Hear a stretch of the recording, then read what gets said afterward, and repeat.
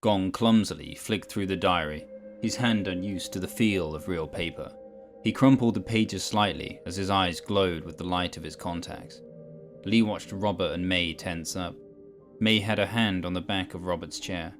We didn't know Joy was keeping a diary. If we'd known, we would have read it ourselves first. Please, officers, I'm sure you understand there might be some matters of a private nature involved. If you want a case, we need access, Gong said. Robert clenched his fist. Lee watched them through his contacts, recording everything, especially their reactions. Please, May said. Get some of that carbon you got burning, Gong said, without looking up. I'll light up too, and by the time I'm done uploading, we'll have a room full of sweet black market vices. Robert looked to May, put a hand to her shoulder, and stood up. He stooped over and pulled back a panel next to the fireplace. A badly stacked pile of wood fell out. Stop recording your contact feed and wipe back the last minute, Gong said to Lee, and lit up a cigarette. Glitch caused by being so far from the city. Where did you get that tobacco? May asked and looked at Gong. Maybe that same dealer you got that carbon for burning, Gong said, still flicking through the diary, uploading and compiling. I cut the wood myself, Robert said.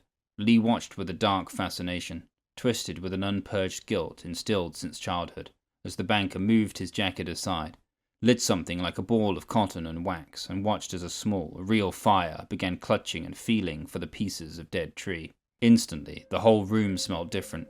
May seemed as transfixed as he was, though Lee knew the fireplaces were well used. Is that to your satisfaction, officer? Robert asked.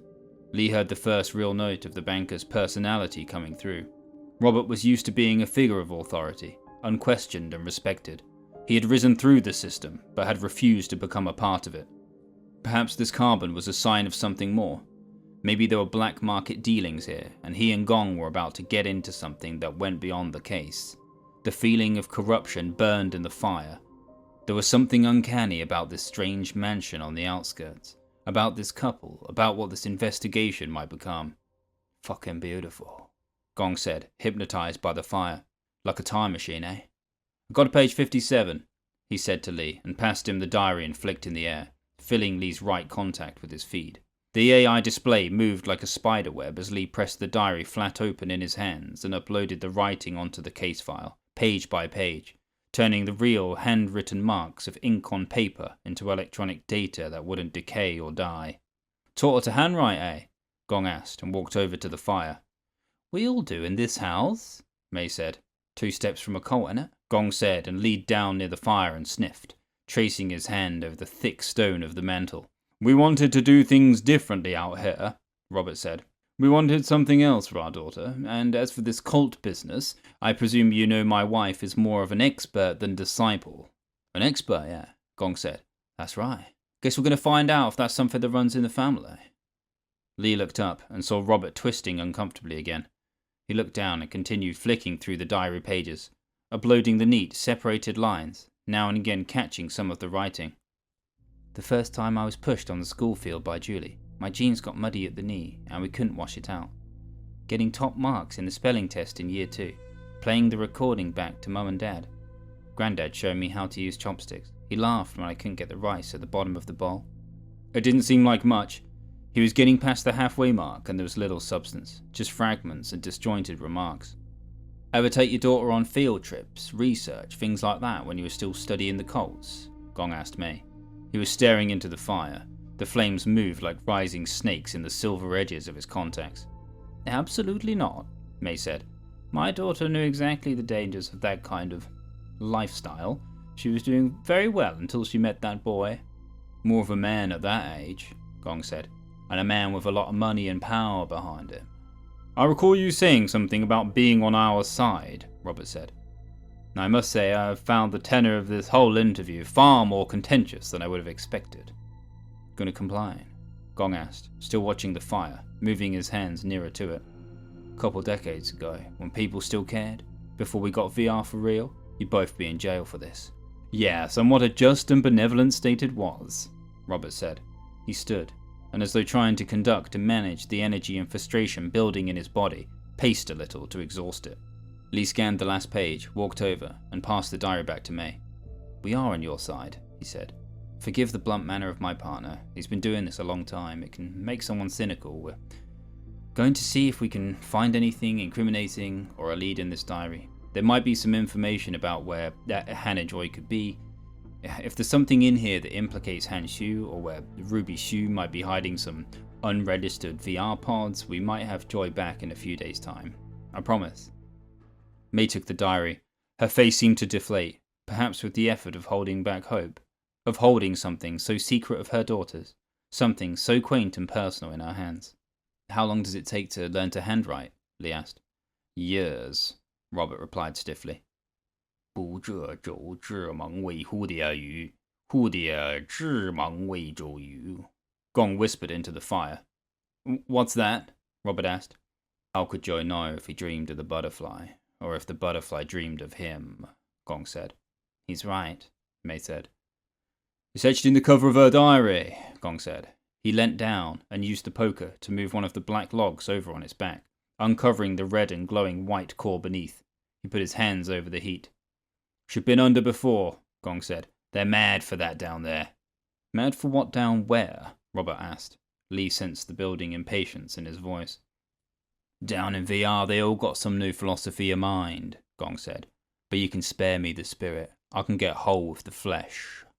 He finished his cigarette and threw it into the fire. He stepped back as the paper caught and made a rising flame that quickly burned away. We'll return to the precinct and upload what we have, Lee said. Have our technicians run through your console and Joy's ID again. Will you be able to come in if we need you to testify in front of a judge? We both have some time off, our employers understand, Robert said. We'll come in. Lee stood to leave, but Gong had moved from the fireplace to the shelf of paper books. You wrote this, eh? He said, turning to May. He took a large book from the shelf with both hands. He held it like a man with a stranger's baby, Lee thought, unsure what to do with it next. Which one? May asked. From heaven to the clouds and angels to UFOs, the old world religions and our new age cults. Long title, ain't it? Gong said. May said nothing but twisted her hands uncomfortably. Where you even managed to make these things? Gong asked. No one's buying them. Like the diary, perhaps it was intended to be something more personal and sentimental, Robert said. A friend of ours bought a printing press after the collapse of the industry. We have several copies of all the books that are important to us. We read them to Joy when she was little. Actually, there are quite a circle of staff and students at the university who still enjoy collecting paper books. They might not have any commercial value, but they remain important to us. Mind if I take it? Gong asked. Got some history with some of this, eh? That's fine, May said, looking down and wringing her hands. We don't need anything else, Lee said, but your work might give us some insight. Thank you for your time and cooperation, he said, as Gong, looking through the book, started walking out ahead of him. No problem, officers, Robert said, looking down at the serving tray, noticing that Lee hadn't touched his tea. May didn't get up to see them out. Robert stood rigidly on the threshold of the mansion as the cruiser automatically circled around the fountain. The doors slid upwards, and Lee and Gong slipped back into the warm, soft interior. Precinct, Lee said. The cruiser flew forwards on the gravel, back out of the estate, the twirling spires of the mansion simmering upwards with the smoke from its stacks, the cold and large and empty atmosphere of the living room and the sad people within it drifting away like strange weather behind them. No one gets laid like these bastards, Gong said, looking through the book. Get a cult going, that's the way, probably even better than VR. Most of these fuckers come from high society, don't they? All of them are old, rich and pampered, right? They must know something we don't. Most of the cults are abstinent, far as I know, Lee said, watching the trees and the brooks and the frost-dipped meadows dipping. Maybe he should have moved out here, bought one of these grand old houses cheap and sank into a pretend version of a past that was never coming back. Abstinent, Gong said and laughed. Yeah, that's what they tell the suckers on the outside. That's what they tell all the new men who roll up. We're all pure and abstinent here. We abstain from worldly sin. It's philosophy by firelight and contemplations of the mysteries of the fucking universe. Come over here, yeah? Come in this roach-infested bunk with the other abstinent men. The women? Your wife? Nah. The women stay over here with us chosen leaders. We got a different kind of philosophy going on over here. It's all orgies and chanting and homemade knitted blankets and hats. And where are all the old people? Where are my silver-haired brethren? We're cleaning the fucking toilets, that's where. We're the kings of shit, eh? But they do it, don't they? Oh yeah, they do it. They get a promise from the big guy at the top, always a guy, that they're going to go to some paradise, that they're going to be clean, that they're going to wash away all of the sin of the past like dry dirt in the rain. Wash it all away, yeah? Get the fuck out of here. It's one big orgy with incense and riddles. A book, mate, Gray. You don't need no book to understand what those freaks are doing. They passed by the weathered ruins of a grand church, riddled with graves and the vague shadows of a cult meeting within. Gong flicked the window down. "Freaks!" he shouted with enough power and force to have his voice echo from the stone. Why'd you have to be so hard on them? Lee asked, turning the seat back and closing his eyes. You can't be pushing the victim's family. Now stop swearing in interviews. What's wrong with you? And stop shouting at cults. It's too early for this. I wanted to read them. Wanted to know what's behind that stiff posture. Don't get to meet many of them, do we? The real aristocracy, the VR babies and the cult watchers. I wanted to know what was in their souls. Shit, we got a beauty of a case here, boy, I feel it. We're going under. We're going diving somewhere deep. It's all going to be tracked. If you think this is some pre-vacation for a test of your sordid retirement, you're in the wrong car. Don't lecture me, I know. I'm not sinking my retirement for a few days bonus in VR. I want this closed as much as you do. Then I can sail off into the sunset and you can keep scrambling up that pole to whatever good place it is you're trying to get to. One day you're going to be a big shot, yeah? Then you can realise it was all bullshit and slip back down with me and we'll start the cult together. Gong opened the book and began, as far as Lee could see, to sincerely start reading. Why don't you start checking the diary for leads? Lee asked quietly, closing his eyes. Fuck that, it's cult o'clock, brother, Gong said. No, first mass reporting of UFOs happened the same year there was a marked decrease in the belief in angels. You know that? No, I didn't know that, Lee said quietly. He was exhausted. His eyes began to close. He was drifting.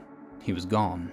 The visage of a girl appeared, of joy grey, in simple linen wrappings in the dark of a cathedral hall with stained glass windows painted with scenes of horror, and behind her, like a god, was Han Shu playing an organ, his eyes aflame with real fire and angel wings on his back.